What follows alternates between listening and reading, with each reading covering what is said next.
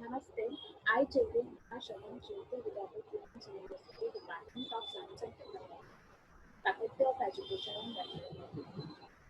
So, in previous lectures of modern compiler design, we discussed about the introduction of modern compiler design, phases of compiler design, then the first phase of compiler design, which is lexical analysis, and then the working of syntax analysis, the rules of parse tree, constructing parse tree, how to construct the parse tree, the ambiguity rule, and also learn about CFG, context free grammar.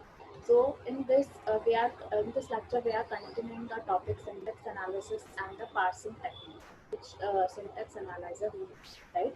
So in this we are discussing about the parsing, what is parsing, the type of parsing, and top-down parsing. Okay, so let's start. So parsing is what syntax analyzer follow production rules defined by rules of context grammar. हमने last lecture में पढ़ा था detail में context grammar क्या होती है, ठीक है।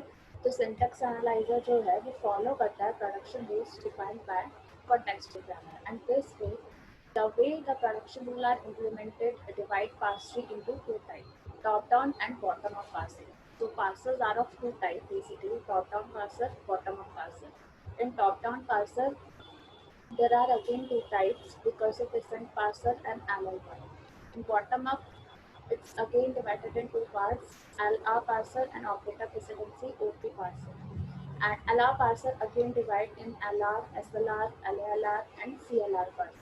So let's start. What is top-down parsing? So top-down parsing is basically all about the traversing basically. So in top-down parsing, parsers start constructing the parse tree from start symbol and then try to transform the start symbol to the input. It's called top-down parsing.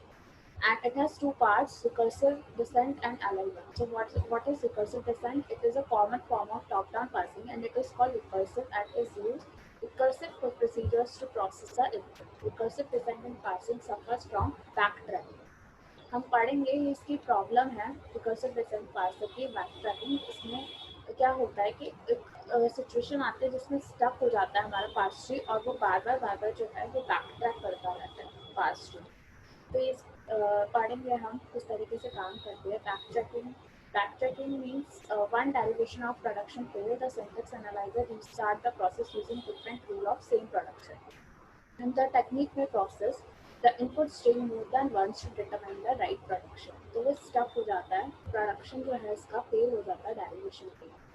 Bottom up parsing को अगर हम देखें तो इसमें क्या होता है, bottom up मतलब कि नीचे से स्टार्ट करता है ट्रैवर्स करना पार्स ट्री को, और टॉप डाउन का मतलब है जो हमारा पार्स ट्री है वो स्टार्ट सिंबल से हम प्रोड्यूस करता है, हमने पढ़ा था पार्स ट्री कंस्ट्रक्शन में। तो ये ऊपर से कंस्ट्रक्ट करता है, ऊपर से ट्रैवर्स करता है हमारा पार्स ट्री को।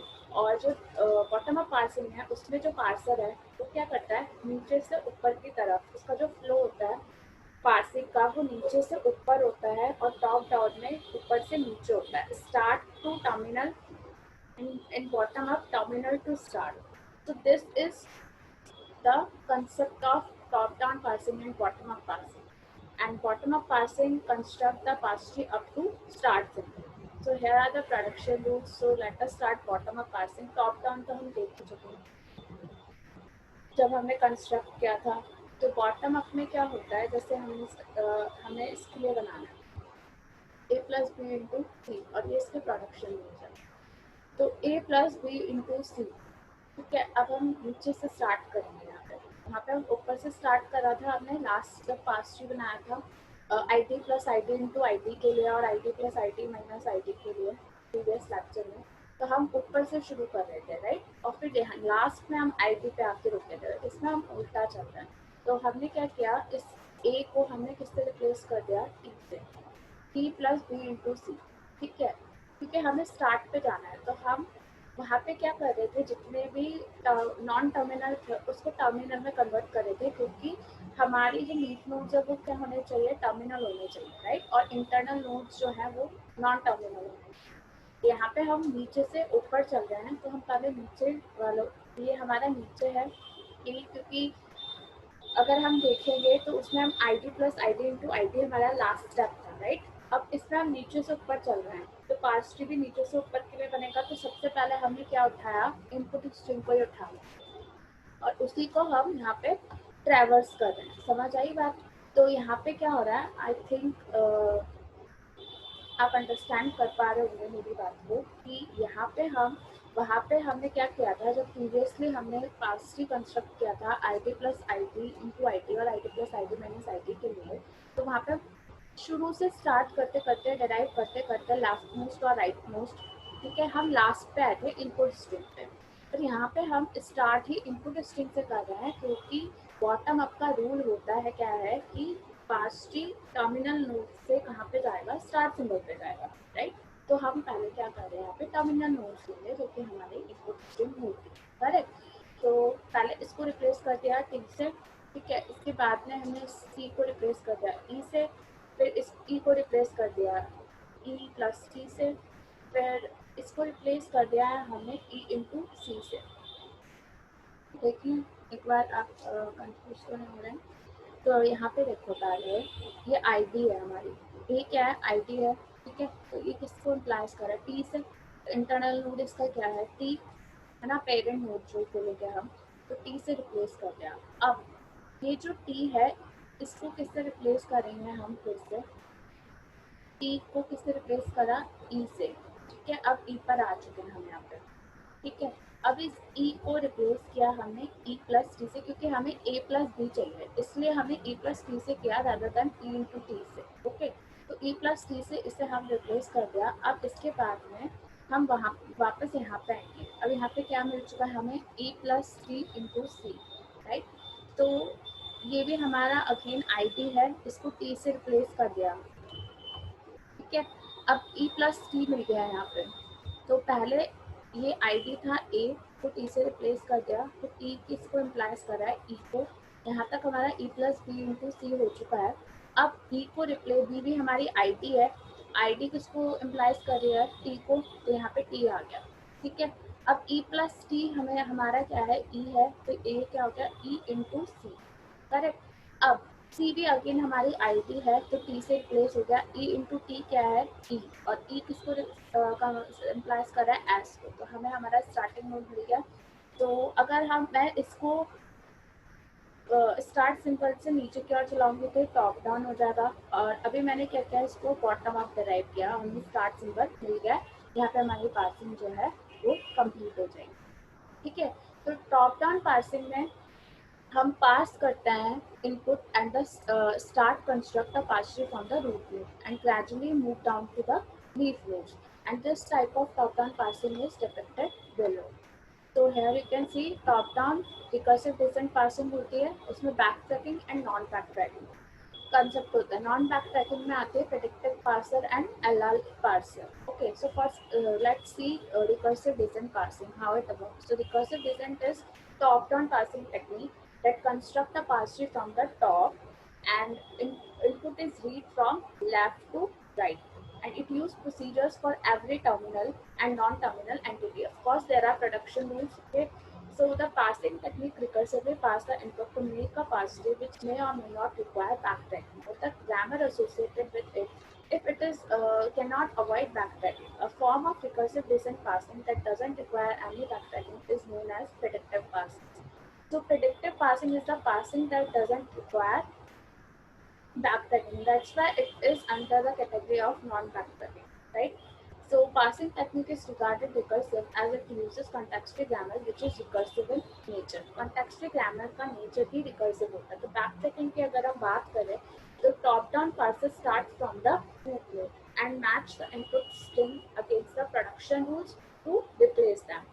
अगर मैच हो रहा है तो हम उसको रिप्लेस कर देते हैं, है ना। यही तो हम करते आ रहे हैं, तो यहाँ पे भी इसने यही किया है कि यहाँ पे इसमें प्रोडक्शन रूल्स ले लिए, input string read a top down parser will behave like this, so it will start with S, correct. अब प्रोडक्शन रूल इसके लिए दो है, आर एक्स टी और आर जेड टी, ठीक है।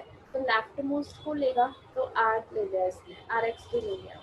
So the top-down parser advances to the next input, which is what? EA.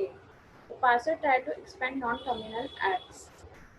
Then check करेगा वो X के लिए production rule, तो उसने OA ले लिया. It doesn't match with the next input string. ठीक है। तो ये देखो यहाँ पे हमने बनाया भी है इसके लिए। तो सबसे पहले हमने क्या किया, एस के लिए प्रोडक्शन रूल लिया आर एक्स टी, क्योंकि लेफ्ट टू राइट चल रहे हैं तो लेफ्ट वाले को पहले लेंगे। तो पहले क्या है, आर एक्स टी है, तो पहले आर एक्स टी को उठा लिया। ठीक है, इसके बाद हम एक्स को रिप्लेस करेंगे। अगेन हम लेफ्ट टू राइट चल रहे हैं, तो पहले हम किसको लेंगे, ओ ए और ई ए में से ओ ए को लेंगे, क्योंकि लेफ्ट टू राइट हम ट्रैवर्स कर रहे हैं। तो ओ ए को ले लिया यहाँ पे। अब इसके बाद में बैक ट्रैक करेंगे अगर हम इसे, तो यहाँ पे बैक ट्रैकिंग हुई। अब हमें ओ इसके लिए रिप्लेस करना है, एक्स को फिर से रिप्लेस करना है। बैक ट्रैक का मतलब है कि जो लीफ नोड है वो अपने पेरेंट नोड पे जाएगा और उस पेरेंट नोड को हम फिर से डिराइव करेंगे। ठीक है, तो यहाँ पे पेरेंट नोड पे गया। अब एक्स जो है उसको हम ओ ए के अलावा किससे कर सकते हैं, ई ए से कर सकते हैं। तो यहाँ पे क्या आ गया, ओ ए की जगह पे ई ए आ गया। ठीक है, अब फिर से बैक ट्रैक हो गया, तो दोनों यूज कर लिया। फिर इस पे जाएगा बैक ट्रैक होके, है ना। अब एस के लिए भी दो थे, आर एक्स टी और कौन सा था सेकेंड, आर जेड डी। तो अब हम इसको क्या करेंगे, फिर आर जेड डी से रिप्लेस करके दोबारा बनाएंगे।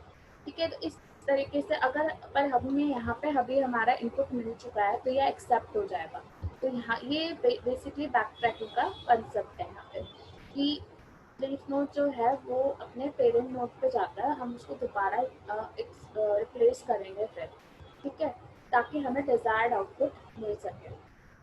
तो यहाँ पे हमें डिजायर्ड आउटपुट मिल चुका है, इसलिए हमने बैक ट्रैक किया एक्स को उसके अगले प्रोडक्शन रूल से, जो कि है ई ए। ठीक है, इसके बाद हम बात करते हैं प्रेडिक्टिव पार्सर की। तो प्रेडिक्टिव पार्सर में बैक ट्रैकिंग का कंसेप्ट ही नहीं होता है। तो predictive parser is recursive reasoning parser which has the capability to predict which production is to be used to replace the input stream. तो इसके पास में क्या होती है, कैपेबिलिटी होती है कि बैक ट्रैकिंग जनरेट ही ना हो तो पहले ही वो इनपुट लेगा, वो प्रोडक्शन रूल लेगा रिप्लेस करने के लिए जो इनपुट स्ट्रीम के लिए सुटेबल हो। उसके पास में अंडरस्टैंडिंग होती है प्रेडिक्ट करने की, इसीलिए इसको क्या बोलते हैं हम, predictive parser. Predictive parser doesn't suffer from backtracking. To accomplish its task, the predictive parser uses a look ahead pointer, which points to the next symbol. Look ahead pointer नाम से पता चल रहा है। To make the parser backtracking free, the predictive parser puts some constraints on grammar and accept only a class of grammar known as LLK grammar, which is look ahead. ठीक है? Now, how this is working basically, you can see in this below diagram. So, predictive parser uses stack and a parsing table to parse the input and generate a parse tree. So here you can see the stack, here is the input, right? And last is what, dollar, which is also known as empty string. Okay, so and symbol की तरह use होता है dollar. Okay, both the stack and input contain an and symbol dollar to denote that a stack is empty and input is consumed. The parser refers to the parsing table to take any decision on the input and stack element combination. इन दोनों का combination जो है वो parser में जाएगा और इससे हमें क्या मिलेगा, पार्सिंग टेबल अपडेट होगी और हमें हमारा पार्स स्ट्रिंग मिलेगा। ठीक है, तो टॉप डाउन पार्सर जो है वो रिमूव करता है left diversion and left factored grammar, remove कर रहा है बैक ट्रैकिंग रिकर्सिव रीजन जो है। बैक ट्रैकिंग रिमूव करी तो हमें क्या मिल गया, प्रेडिक्टिव पार्सर जो कि क्या कर रहा है, टेबल यूज कर रहा है to remove recursion. Non recursive predictive parser हम जो कि पढ़ रहे हैं, तो इन रिकर्सिव रीजन पार्सर में have more than one production to choose for us from a single instance of input, जो कि हम देख ही चुके हैं ऊपर हमारे पास दो दो ऑप्शंस हैं यहाँ पे। ठीक है, तो इसमें हमने चूज, तो इसमें क्या होगा, each step has at most one production to choose and there might be instances where there is no production matching the input, making the passing procedure to fail. तो एल एल पार्सर को use करेगा। L L parser accept करती है L L grammar. L L grammar भी क्या है, subset है context free grammar का, बट इसकी भी कुछ रेस्ट्रिक्शंस होती है to get simplified version. In order to achieve easy implementation of LL grammar can be implemented by means of both algorithm named recursive design or table design. The LL parser is denoted as LLK. So first L in LLK parsing is the parsing the input from left to right और second L stand करता है left most derivation के लिए। तो यहाँ पे जो हम एल के जो देखते हैं स्टैंड करता है, वो के क्या है, itself represent the number of look ahead pointer. Okay, तो जनरली ये के जो होता है वो 1 होता है, इसलिए हम इसको LL1 भी बोलते हैं, LL1 ग्रामर। ओके, तो first L stands for left to right, right, and second L stands for what, leftmost derivation occurs। Of course इसलिए लेफ्ट टू राइट है। तो यहाँ पे देखो के जो है वो लुक अहेड सिंबल के लिए यूज होता है। तो this is all about the recursive descent parsing, how we remove the backtracking problem from the recursive descent and make it what predictive parsing। And LL parser को use करता है predictive parser, और LL parser जो है वो LL grammar को use करता है। इसके साथ भी कुछ रेस्ट्रिक्शंस होती हैं। और L first left to right के लिए है, and second L depicts for leftmost derivation, and K for look ahead symbol, which is generally at 1।